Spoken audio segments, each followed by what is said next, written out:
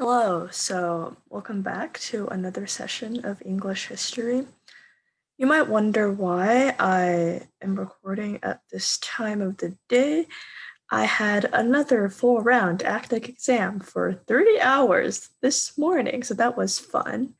And after the full round, I was too tired to do anything, so I fell asleep for 1 hour. Anyways, I'm up now. I'm refreshed after some extra sleep during the day. Let's get started.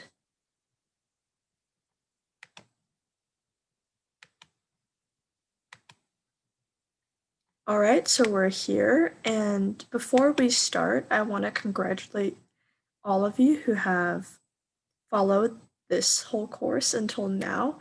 You have officially finished the history part of this course. Now we're going to focus a little bit more on society as it evolves in the country of England, as opposed to who killed who took the throne, who did what policy. You know, fun. So, welcome back to the 11th session, and I'm Andrea.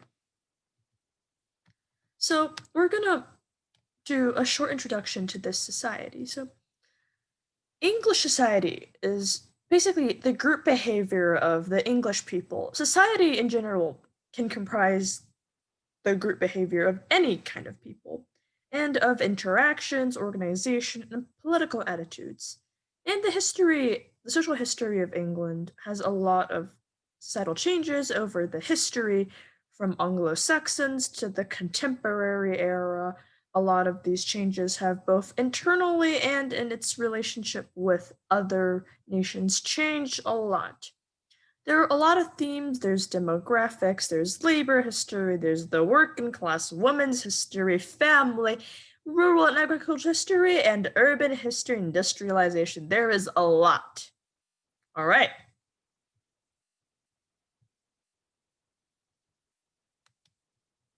So, prehistoric society. The distance past does not offer a lot of information on the structures of society. However, there were still major changes in human behavior.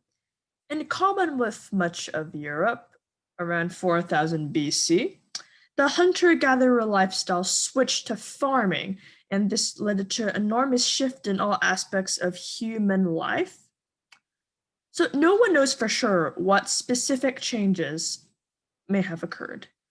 And the recent evidence of permanent buildings and habitation from 3,000 years ago suggests that these shifts happened gradually, little by little, instead of suddenly, boom, a change. One of the most obvious changes that is a symbol in this society is Stonehenge. So, the building of these kind of stone circles, burial mounds, and monuments throughout the British Isles seem to have required a division of labor. So, you have people building, you have people watching the people build, and you have farmers farming the food for them. This would be to the point where specialized farmers would emerge who provided not only for themselves, but who got us to feed a community. You also have a lot of other changes, and in later times, like the Celts, the Romans, and the Anglo Saxons. All right, Romans and their invasion. So the Romans invaded Britain in 54 BC, as you probably know from earlier sessions. This didn't really change society greatly at first, opposed to common opinion and common belief. This was simply a replacement of who ruled over everyone. However, a lot of minor ideas would later gain footholds. And from Romans like Tacitus, we get the earliest detailed written records of Britain and its tribal society. We get glimpses of society in Britain before the Romans, although only briefly and disparagingly mentioned. Also have the importance of powerful women like Cartimandua and Boudica. City dwelling was not new to pre-Roman Britain, but it was a lifestyle that the Romans really preferred, even though this was not very normalized in Britain. Romanization was a crucial strategy of the Roman conquest, and British rulers who adopted Roman ways, they were rewarded as client kings, so they still got freedom to rule over their own kingdom. And they got a lot of money to build stuff that is offensive. To control the country, the Romans built a major road network, which not only was an important civil engineering project, but this also formed the base of the country's communication links. The Romans brought a lot of other innovations and ideas such as writing and plumbing, but how many of these things were limited to the rich or were lost is uncertain. All right. Early medieval society. So, the collapse of the Western Roman Empire in the 5th century is thought to have brought general strife and anarchy to society. But the actual events are not well understood. Archaeology certainly shows a reduction in the expensive goods found before and the Roman cities began to be abandoned, but much of British society had never had such things. So certainly a lot of people took advantage of the absence of Roman power, but how they affected the society is far from clear. And the Roman rule went poof, so it gave way to a selection of splintered, often competing societies, including the Heptarchy, the 7 kingdoms I told you about later. Rather than thinking of themselves as a small part of a big empire, they went back to thinking the smaller treble group way. But then you have the Anglo-Saxons, and this is very disputed, and the extent to which they killed, displaced, or integrated within the society is largely questioned.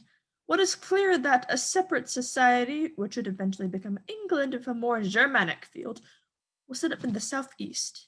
And these new people had not been conquered by the Romans, but their society was perhaps similar to that of Britain. The main difference was their pagan religion, no Christian. These are the people that you can think of who sacrifice animals to gods of 3 heads. The surviving northern areas of non-Saxon rule sought to convert to Christianity. During the 7th century, these northern areas became important sites of learning, with monasteries acting like early schools, intellectuals such as St. Bede being influential. In the 9th century, Alfred the Great worked to promote a literate, educated people, and he worked a lot to promote the English language, even writing books himself.